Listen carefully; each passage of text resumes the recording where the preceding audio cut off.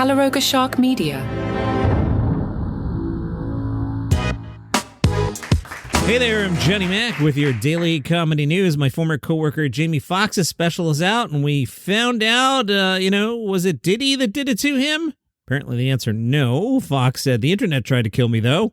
They said I was paralyzed. They said I couldn't walk. Well, look at me now. He then dances in the new special. Fox said, the internet said that Puffy tried to kill me. That's what the internet was saying. I know what you're thinking. Did he?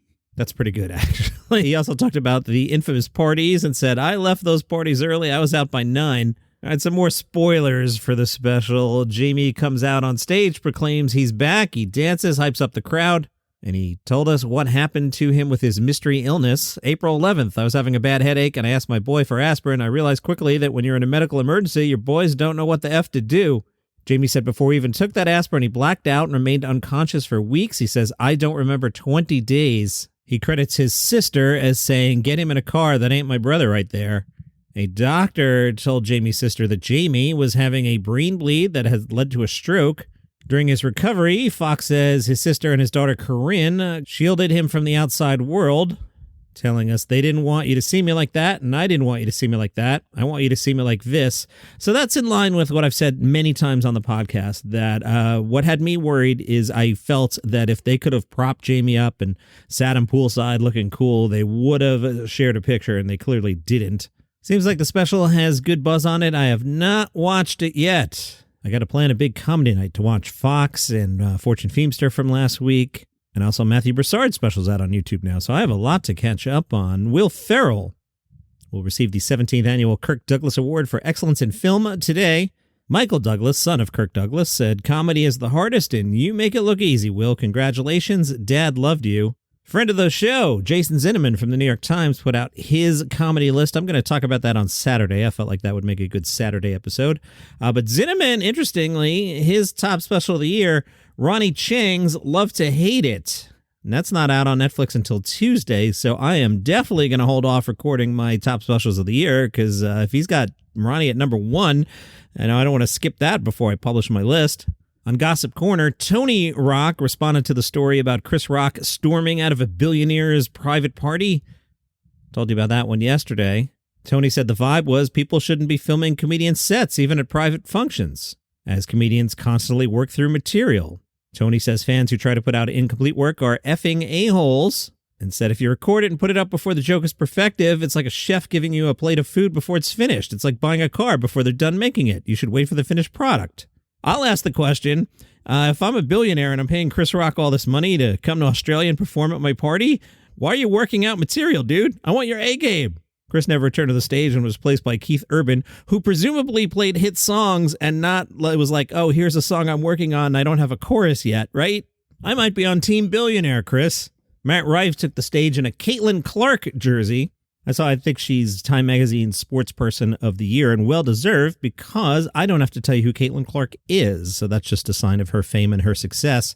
Anyway, Rife donned a Caitlyn Clark jersey and started joking about Angel Reese. Angel is a bit of a rival of Caitlyn Clark in the WNBA there. Rife said of Caitlyn, she could have hit Trump from half court. This is amazing. She's incredible. Have you guys been to her game? Have you checked out her play live? Bro, watching Caitlyn play is like watching the longest yard. The longest yard is also what they'd call the distance between Angel Reese's eyeballs. Yikes.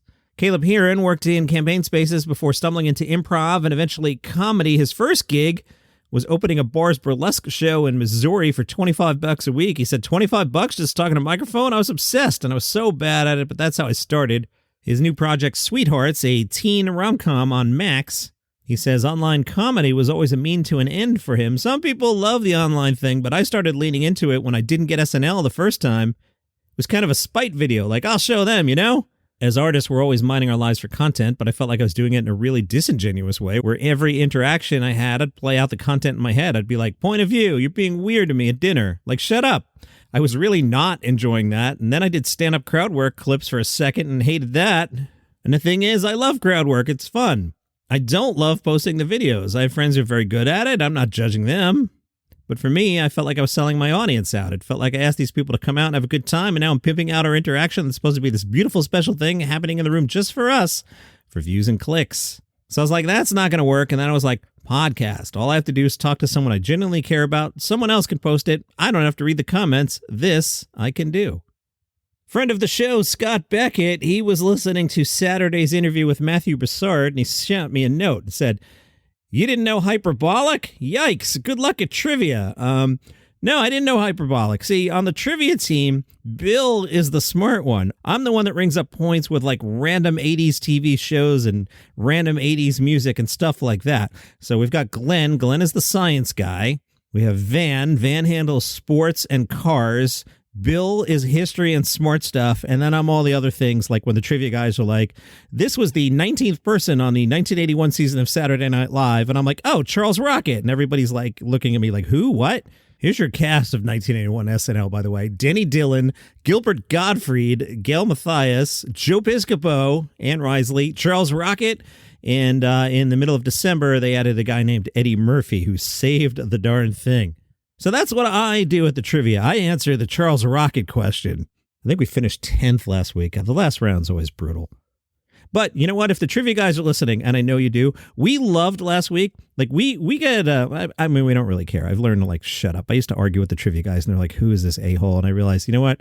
They're right. I'm an a-hole. Shut up. Have your 2 beers. Who cares?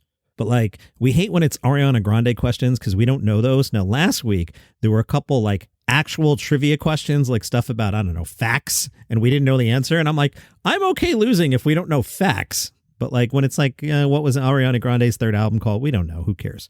Anyway, Scott Beckett said, you didn't know hyperbolic? Yikes, good luck at trivia. So Scott Beckett, you know that face Taylor Swift made at the Golden Globes Awards when Joe Coy told a joke about her? Do you need me to remind you of the joke? I think you do. Let's listen. The big difference between the Golden Globes and the NFL, on the Golden Globes, we have fewer camera shots of Taylor Swift.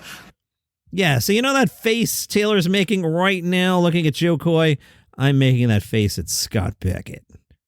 And no, I don't know what hyperbolic means, even though Matthew Broussard told me. I didn't even listen to the answer. Aziz Ansari, not as canceled as we were led to believe. Aziz has announced a new tour. It's the Hypothetical Tour. He'll play a bunch of places, including Montreal. He's up there on March 27th. An Australian comedian has canceled a musical about Raygun. Remember Raygun, the breakdancer from the Olympics? Raygun the musical was going to open in Sydney. Comedian Steph Broadbridge said Raygun's lawyers got in touch with the venue and threatened legal action. Raygun's lawyers were worried I was damaging her brand, which I would never do. She doesn't need me to do that. Broadbridge said the lawyers had asserted she wasn't allowed to perform the dance moves because Raygun owns the kangaroo dance. Broadbridge said, that one did puzzle me. I mean, that's an Olympic-level dance. How would I possibly do that without any formal breakdancing training? I love this. Broadbridge says she will perform at a later date and change the spelling of Raygun to include the letter I in an attempt to alleviate legal concerns. Raygun's management agency said, while we have immense respect for the credible work and effort that has gone into the development of the show, we must take necessary steps to safeguard Rachel's creative rights and the integrity of her work. This action is not intended to diminish the contributions of others, but rather to ensure her brand is properly represented and protected in all future endeavors. Our friends over at 800 Pound Gorilla, they're excited to announce the release of Season 4 of Greg in L.A. Greg in L.A. originally began as a series on Instagram. You will now find it on YouTube.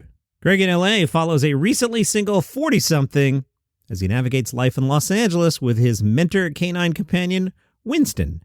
And that is your comedy news for today. If you'd like the program without commercial interruption, if you're on Apple Podcast, click the link in the show notes. Hey, if you're on an Android phone, they added Apple Podcast to Android phones. You can use it as a web app. Go to the website podnews.net and check out Tuesday's newsletter. And the guy who writes that, James Cridlin, will explain to you how you can add it to your Android phone. But then you can do that, and then you can click the banner. The ads go away. Johnny Mac makes a little money on the side. You know what I'm saying? Yeah. This thing ain't free. A lot of fun, but it's a job.